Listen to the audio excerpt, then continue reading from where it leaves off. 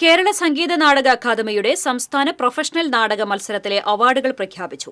മികച്ച നാടകം ഉൾപ്പെടെ 6 പുരസ്കാരങ്ങൾ സ്വന്തമാക്കി വാഴ്വേ മായം. രാജേഷ് ഇരുളം മികച്ച സംവിധായകൻ.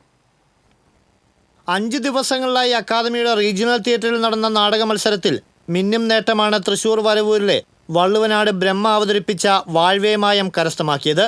50,000 രൂപയും ശില്പവും പ്രശസ്തി പത്രവും അടങ്ങുന്ന മികച്ച നാടകത്തിനുള്ള പുരസ്കാരത്തിന് പുറമെ രചന നിർവഹിച്ച ഹേമന്തകുമാർ മികച്ച രണ്ടാമത്തെ നാടകകൃത്തായും, സ്വാമിയായി അരങ്ങിൽ നിറഞ്ഞാടിയ ജോൺസൺ ഐക്കര മികച്ച നടനായും, സ്വരമാധുര്യം നിറഞ്ഞ ഗാനാലാപനത്തിലൂടെ ഹിമാഷിൻ ജോ മികച്ച ഗായികയായും, അനിൽ മാള മികച്ച പശ്ചാത്തല സംഗീത സംവിധായകനായും, രാജേഷ് ഇരുളം മികച്ച ശബ്ദലേഖകനായും വാഴ്വേമായത്തിലൂടെ തിരഞ്ഞെടുക്കപ്പെട്ടു.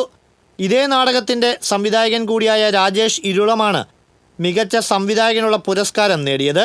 ചങ്ങനാശ്ശേരി അണിയറയുടെ ഡ്രാക്കുള എന്ന നാടകമാണ് രാജേഷിനെ മികച്ച സംവിധായകനാക്കിയത്. കോഴിക്കോട് രംഗഭാഷയുടെ മിഠായി തെരുവാണ് മികച്ച രണ്ടാമത്തെ നാടകം.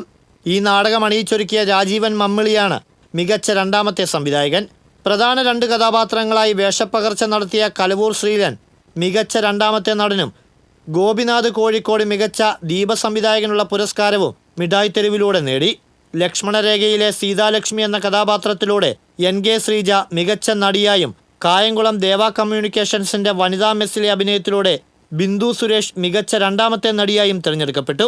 ലക്ഷ്മണരേഖയുടെ രചയിതാവ് മുഹാദ് വെമ്പായമാണ് മികച്ച നാടകകൃത്ത്.